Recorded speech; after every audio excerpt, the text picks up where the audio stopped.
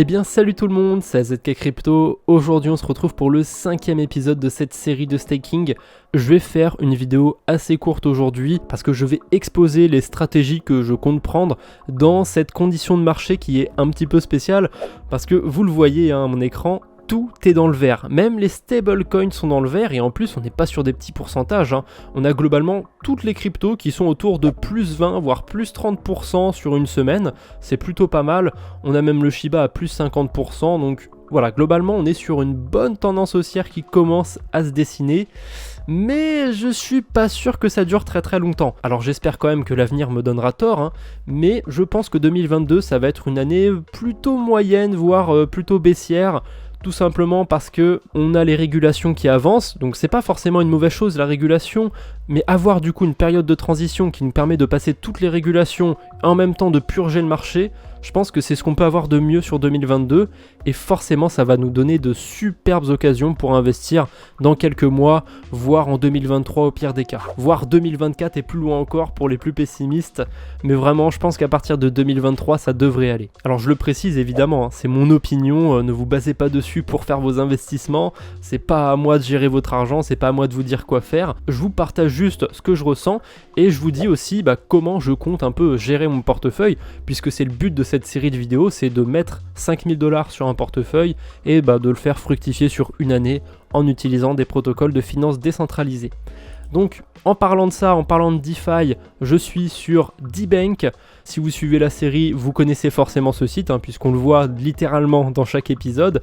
C'est un site qui me permet de regarder en fait ce qu'il y a dans mon portefeuille, et c'est même plus précis, ça me permet de regarder ce que j'ai déposé sur des protocoles comme IDEX, AAV, etc. Donc en ce moment, je suis que sur des stratégies à base de prêts et d'emprunts crypto-monnaies. Donc je dépose de l'argent, des cryptos du coup sur un protocole que je mets en collatéral, ce qui me permet du coup d'emprunter une autre crypto-monnaie qui pour le coup est pas stable, parce que j'ai une stratégie assez spécifique, c'est que je dépose du stablecoin et j'emprunte quelque chose de pas stable en face. Je pense qu'on n'est pas sur un marché haussier, donc globalement j'ai pas trop de risques à faire ce genre de stratégie. Et puis là on peut le voir, par exemple sur Demeter j'ai un Hills Rate de 2,22, ça veut dire que ce que j'ai emprunté ça doit prendre plus 122% avant que je sois liquidé. Globalement, je pense que le Link il a très peu de chances de faire un plus 122% en l'espace de quelques heures. En dessous, on a le Bitcoin avec un Hills Rate de 2,14.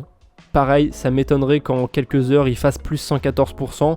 Donc rassurez-vous pour moi, j'arrive à dormir sur mes deux oreilles et je suis sûr que je vais pas me faire liquider l'espace d'une nuit quoi. D'ailleurs, petite définition, mais se faire liquider, c'est tout simplement perdre son collatéral. Si ce que j'emprunte, ça vaut plus cher que ce que je dépose, vous vous doutez bien qu'il y a un problème, c'est pas du tout avantageux pour la plateforme de faire ça. Si le Bitcoin que j'ai emprunté, sa valeur elle atteint genre 850 $ à peu près, je vais perdre littéralement les HUSD que j'ai déposés, parce qu'ils vont servir à racheter du Bitcoin pour rembourser mon emprunt. Voilà, bon, on va pas rentrer dans les détails techniques, c'était pas le but de cette vidéo, désolé. Il y a une seule manip que je vais faire aujourd'hui, je vais récolter mes intérêts sur IDEX, parce que c'est un petit peu spécial, c'est pas comme sur Makiswap et sur MDEX, si vous avez regardé mes précédents épisodes encore une fois, c'est un chouïa différent sur IDEX, vous allez voir ça. Donc on va se rendre sur le protocole et on va tout simplement récupérer les intérêts qui ont été faits sur ce protocole. Donc je me mets sur le réseau Matic, parce que j'étais pas sur le réseau Matic, je vais dans l'onglet Farm. Ah, mon portefeuille il s'est connecté tout seul, je pensais que j'avais besoin de le faire manuellement, tant mieux j'ai envie de vous dire. J'allume ma ledger, je me mets sur l'application Ethereum, c'est bon. Maintenant j'ai plus qu'à cliquer sur le petit bouton Harvest All. Alors moi je vais cliquer sur ce bouton là, mais je pourrais très bien descendre et cliquer ici sur Harvest, ça change rien, ça revient au même. Oh d'ailleurs, qu'est-ce qui s'est passé? 58,63% d'APR sur le Aave-Gochi USDC. Aïe aïe aïe, ça a été à peu près divisé par 2 depuis la semaine dernière.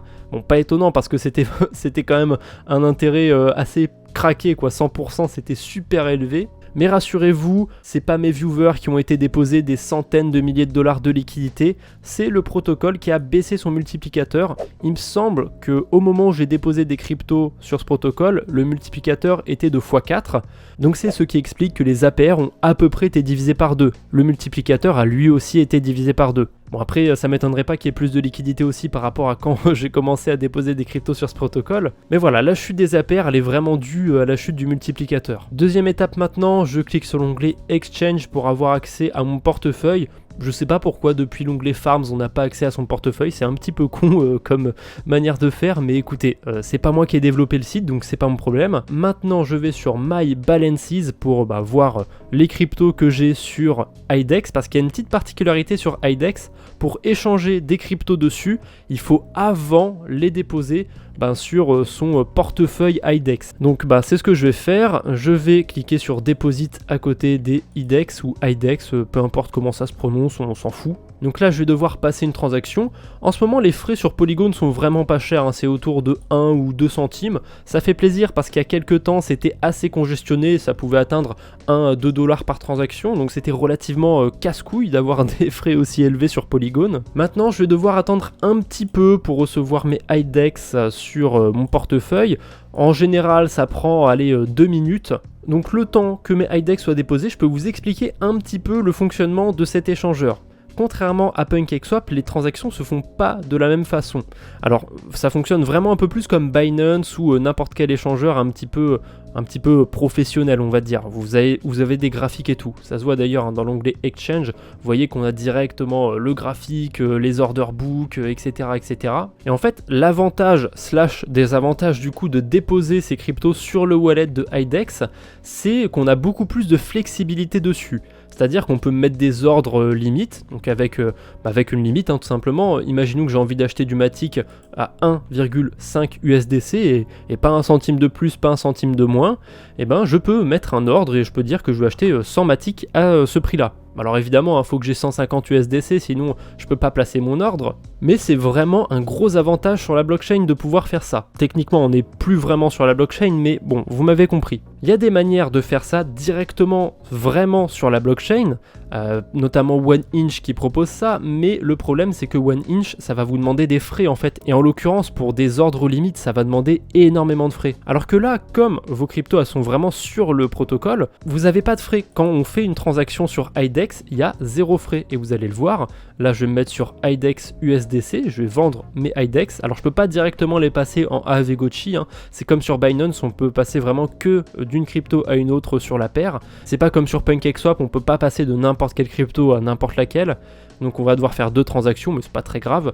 Moi, je vais mettre un ordre market pour pas m'emmerder, pour pas perdre de temps. Ça va acheter directement à la personne qui vend le moins cher possible.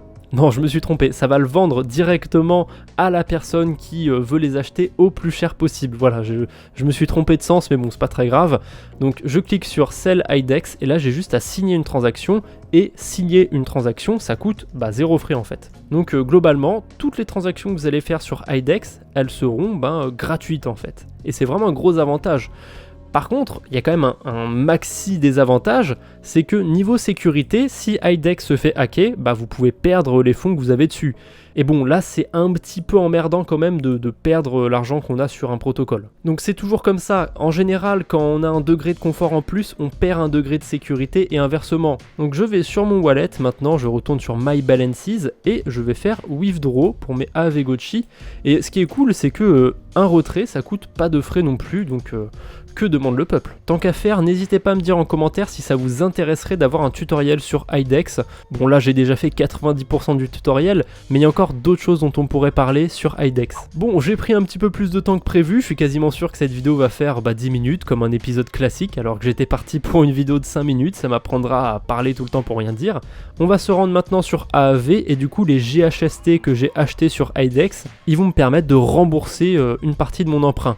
D'ailleurs, le taux d'emprunt sur le Aave Gotchi a bien baissé, hein, il est autour de 7%, alors que quand j'ai emprunté c'était autour de 20 ou 40%, je sais plus trop, enfin c'était beaucoup plus élevé que ça. Là 7% c'est vraiment correct. Donc je vais sur mon tableau de bord, je clique sur repayer et je clique sur maximum. Voilà, 4,52 Aave Gotchi à repayer, c'est plutôt pas mal.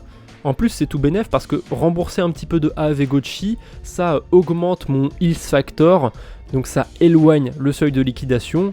c'est vraiment très bénéfique pour moi. Voilà, c'est terminé pour aujourd'hui. Éventuellement, de mon côté, je vais peut-être réinvestir aussi les intérêts sur la UOB EcoChain. Alors pour l'instant, il n'y a pas grand chose à réinvestir. J'ai 3 $ sur MakiSwap et 2 $ sur MDEX.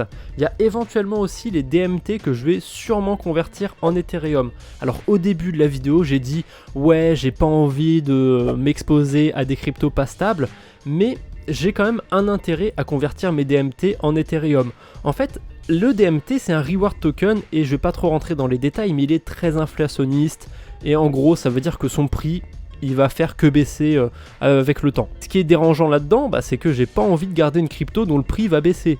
Et même si demain Ethereum il se prend moins 10%, je suis quasiment sûr que DMT il va faire une plus mauvaise performance. Et au pire, même si DMT demain il fait une meilleure performance qu'Ethereum, si on prend une période d'une semaine, d'un mois, 2 mois, etc., là je peux assurément me dire que DMT va faire une moins bonne performance qu'Ethereum. C'est vraiment un pari assuré. Donc encore une fois, si vous voulez suivre tous mes mouvements tel un stalker, vous pouvez le faire, hein. Il y a mon tableur en description, dedans vous pouvez voir tous les mouvements que je fais parce que je note tout.